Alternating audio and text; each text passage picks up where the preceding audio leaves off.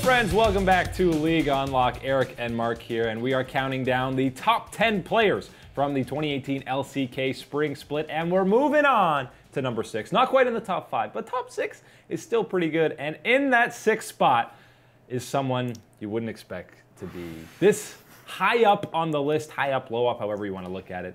6 is... it's a fall for this individual. You might have heard of him. He goes by the name of Faker. He's widely regarded as the best League of Legends player of all time because he is, and usually he's the best player in the LCK. But Faker and SKT had a serious slump this split, and Faker had some moments that were highly questionable, and because of that, he's down to 6. Yeah, someone needs to find Faker that broccoli again and get him some strength into his game, because it's definitely not looking what you want here out of this star for SKT. Yes, he's providing some strong numbers, and yes, he is having those moments where you're seeing him sidestep a skill shot, and you're like, that's the Faker I know, that's the Faker I love to watch. But at times, he's overextending and pushing himself so far ahead that he is getting absolutely caught out and nuked, killed by the other team, and it's just not working for SKT. He's trying to do too much, and sometimes it doesn't work even for Faker.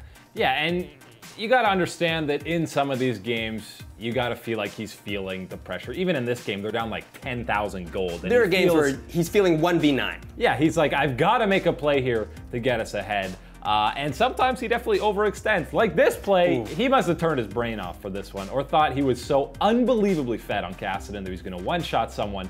But, I mean, there were some games where he did kind of cost them by overextending, going too deep in these late-game team fights, which is something we're not accustomed to seeing. And you got to feel like maybe at times he was a bit tilted with what was going on with that roster. Specifically, it probably felt a lot of the time like it was 1v3 with whoever was in the jungle for him. His own jungler working against him. Yeah, definitely a rough situation for Faker there. And some other factors that do need to be thought of when you're thinking of Faker falling down to number 6 and why that is the case. I want to bring attention to Coach Carter, someone who from the SKT staff was responsible for a lot of the pick and ban situations and some of the strategy that they would go into matches with, had left the League of Legends side to help them out with their PUBG roster. Now, I'm not exactly sure why you need a coach for PUBG. I'm pretty sure that's a Battle Royale mode, but whatever. Anyways, he's moved on, and it seems to have caused a hole in SKT's ability to adapt and prepare for matches, which is definitely something was one of their strengths before, and I think you're seeing that bleed into the effects of what their results are in their matches. And again, let's just say that this is a testament to how incredible this guy's career is, that he's top 6 in the LCK, and we're like, whoa, whoa, I know, this is crazy. He fell way off. Right. The expectations for Faker are so high that when he doesn't hit those, you have to rein him back a little bit, and that's why you fall down to number 6 this time, King.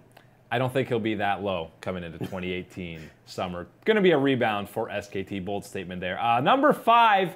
This is even maybe crazier than Faker being at 6. We've got an SKT teammate ahead of him. Got Bang sneaking into that top 5. He was far and away the most consistent player on SKT this split, and definitely rebounded from a terrible Worlds 2017 performance. Yeah, there have been matches and games and moments where SKT members have been the carries, have been the shining members other than Faker, but never throughout an entire split, and that's what we're finding here with Bang. Bang absolutely was the best player on SKT this split, the one who did the most damage for them, and later on in the split, I mean, it's not saying much due to how powerful Kai'Sa was, but he's definitely shown an ability to take her and be so lethal with it that it's a huge strength for him and SKT to add that champion to their pool, like the rest of the LCK as well. And I think that Bang really proved himself after a shaky performance at Worlds where his positioning wasn't strong enough for them to win. And I think that now he's definitely taken that next step into this split to having a really dominating performance. Yeah, and it's nothing new to see Bang carrying games, taking them over. I mean,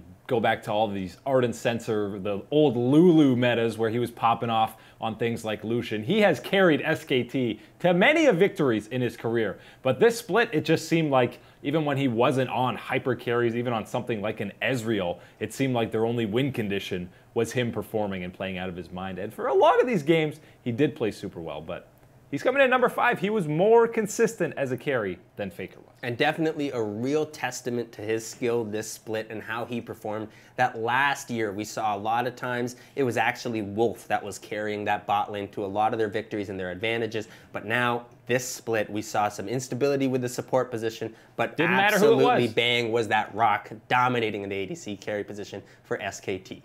Yeah, absolutely. And now we're moving on to that number 4 spot, where it's not an SKT member. Nope. It's formerly of Longzhu. Now we're talking about Kingzone. I'm sure everyone can read that says. It's got to say right? Longzhu right there. It's another mid laner, second mid laner of the list. Only 2 mid laners actually in the top 10, which is surprising. We're talking about BDD of the Kingzone Dragon X. And while his numbers might not pop off the page, this guy really doesn't get much attention on Kingzone and still is able to be a legitimate carry threat and just take so much pressure and get his own side lanes ahead. Yeah, that's what BDD does better than almost anybody else in the world. And you look at him in that mid lane position, especially in the LCK, and you're thinking, give me a faker, give me someone that's going to be all these outplays. No, that's not necessarily BDD's game. BDD is a rock in the mid lane, solid as ever, clears out his wave, and then sets up the side lanes to absolutely take over the game. BDD is a true facilitator for his team, and it's fantastic. And you're looking at these tower dives. In the summer split, 2017, people were like, this guy's just a KDA player. He's playing for his stats. By the way, he still had the best KDA of all mid laners this split. But look at these plays. He is going aggressive, trying to make plays for his team. If it's a 1-for-1 trade and a turret dive, he's going for it. So he is not a KDA player by any stretch. And I think that you have to say, BDD, to me, best Taliyah in Korea. No one else. That was a double rhyme. BDD to me, best Taliyah Korea. Wow. He's got huge skill there. Mark's spitting out the fire here. A couple of rhyming couplets back to back like it was nothing. Very impressive stuff out of Mark. And yeah, he's also very good on Taliyah.